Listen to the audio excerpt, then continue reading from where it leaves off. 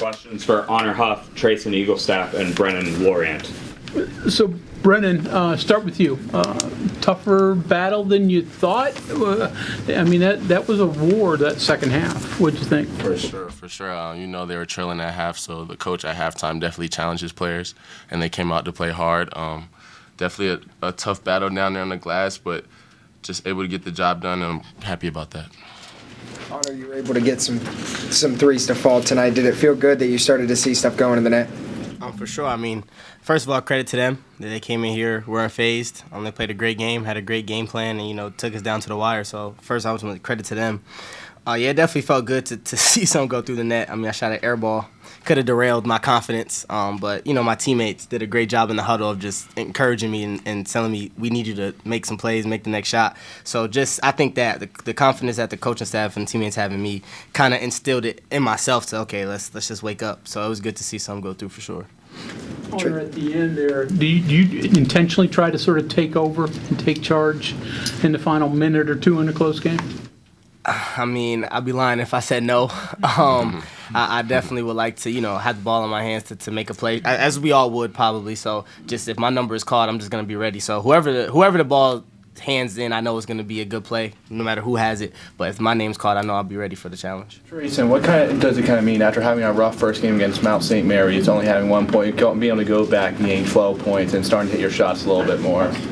Yeah, it's huge. Just learning to play with these guys against someone that's not ourselves is a big thing, and just learning to play with each other is kind of the biggest thing for me right now, and we're getting better as the weeks go on and as everything goes on. So it's a blessing to be out there today. They're a great team. Being head-to-head at a high major is pretty hard coming from a major school myself. So credit to them, and yeah, just a blessing to be out there and getting better every day is just the main goal. Treysen, how much of the defensive demands on you impacted maybe your offensive game a little bit? How different is it? You mentioned that they're just a little bit playing at this level and playing that hard defensively. Yeah, it's definitely something I wasn't used to right away. I know our first scrimmage against Maryland, that's when it kind of hit me wow, your legs are going to be really tired when you shoot. And that's something I try to work on in practice. So, yeah, the defensive aspect part of it, just playing harder and knowing what it takes to win. Coach Hodge is obviously a winning coach, and he's taught me how to be that type of winning player, and that's something I'm trying to work on every day. Brenen, coming out of timeouts, are you a first option on some of those? Because it seems like coming out of a timeout, that's when you're kind of getting lobs and getting open space, and obviously you had the one big dunk there late coming out of the timeout. Yeah, for sure. Sometimes Hodge calls a couple out of timeout plays. It depends on the personnel of the other team most of the time, but you've seen how they're one step showing. It's easy to get behind for the lobs and stuff like that in games like that. So a couple plays, but it just depends on the flow of the game and what the mismatch reads, But most of the time, sometimes I get out of timeout plays. Would you be the first option on both plays, or?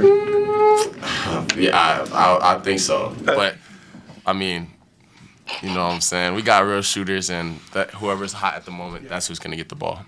What do you learn about yourself, in games like this when you don't play as well, but you still come out with a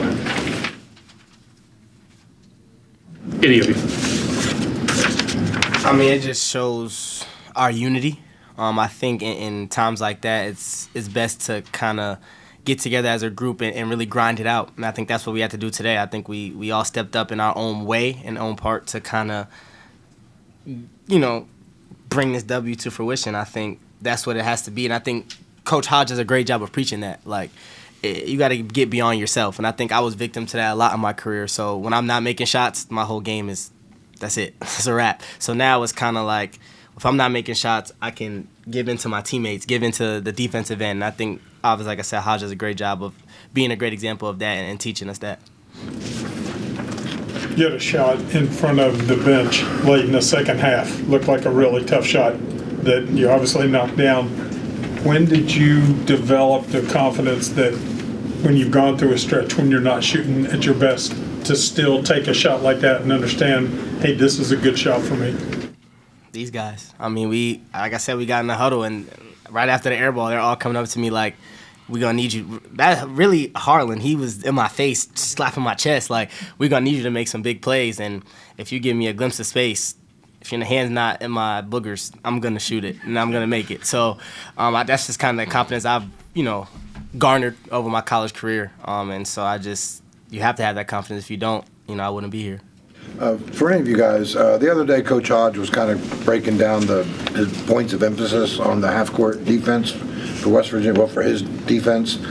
And he basically was saying that keeping guys out of the paint was like the number one thing. Well, I mean, tonight they got in the paint, so was that something he talked about after the game? Was that something you guys noticed during the game? And then, like, what were the issues there? Yeah, we definitely noticed during the game. He didn't say anything just after. Obviously, he told us it's hard to win in any type of environment, and winning's hard. And just glad we got the win.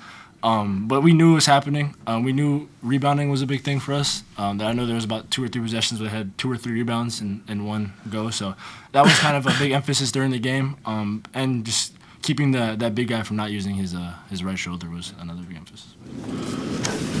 Trey, I think you only attempted 3 shots the other night. You had 14 tonight. Do you have to be more aggressive, like, to just get the number up?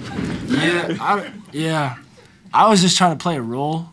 That was like my biggest thing. Like, obviously coming from a school where I just shoot everything to having Honor Huff and Jasper Floyd, and then this guy right here that just flies. Like, you have so many people that can go do so many things.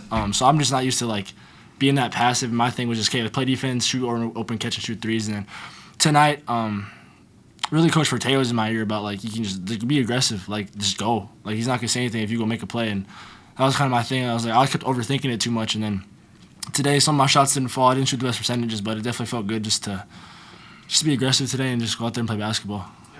Dirty ones in the first half where it's like offensive rebound or something. How much is that a part of your game, or can it be a part of your game? Never in my life it was part. Like, I've never been a rebounding guy. You can check my stats throughout college. I think my highest rebounding game was like 6 maybe. But that's definitely something these guys helped me work on, is just like being a man, like just being physical, going to crash the glass, and not just being a 6'6" guard that just floats around the rim and just around the three-point line and just trying to shoot. So definitely helps. I'm sure you've had coaches tell you, hey, you need to shoot the ball more. But when it's someone like Forte with his history as a player, does that resonate a little more?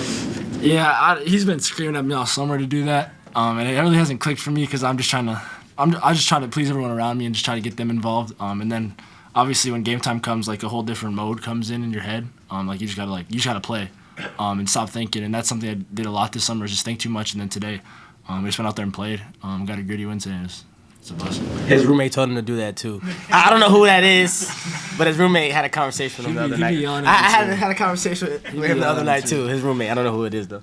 Have you dug out any of Forte's film from the past? No, he lets us know though. He be telling us. Yeah, he's a real shooter for real. You gotta watch that. Nah, he beat me in a 3-point contest on my visit. He was like, it was deep too. He hasn't shot in a while, and he was like NBA range, and he was like, if I win, you gotta commit. And I was like, I feel like he's not winning this. The guy got killed. I'm not gonna lie. So it was pretty tough.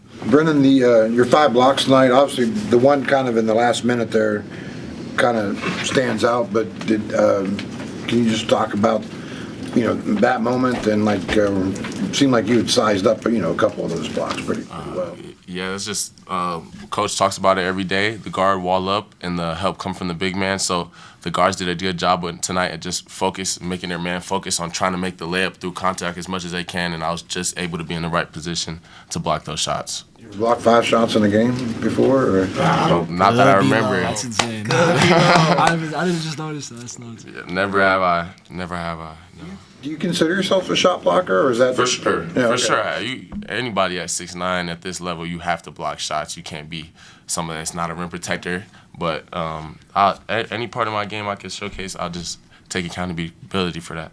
Brenen, with you having 6 blocks in 2 games, does that kind of help build your confidence not only on the defense but also offense, with you shooting 8 for 10 from the free throw line? Yeah, low.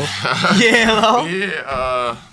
Man, last game we were missing a lot of free throws, so these past 2 days, I've been really just trying to stay in the gym working on free throws a lot, and definitely when you got something going on the other end, it just energizes you to not worry about anything as much as you would if it wasn't going your way. Is it tough to have, now you're getting ready to go on to your 3rd game in just a matter of a few days, is it tough this early in the season, especially when you come right out? Man, I don't know about these guys, but I've been fiending to play. Like, watching all these games, I've been wanting to play. We've been playing each other for so long, and it's just, we got a good group of guys, and they just make playing fun, so I don't see it that way. that was a point of emphasis for Coach Hodge. He kind of was just like getting us prepared for when we want to play. We want to play in March and April, so you're gonna play. Maybe one break, play again. So I mean, that was kind of his mindset with this scheduling, and I mean, I love it. I want to hoop, so I don't want to guard him every day in practice. Thanks. I play somebody else. Thanks, guys.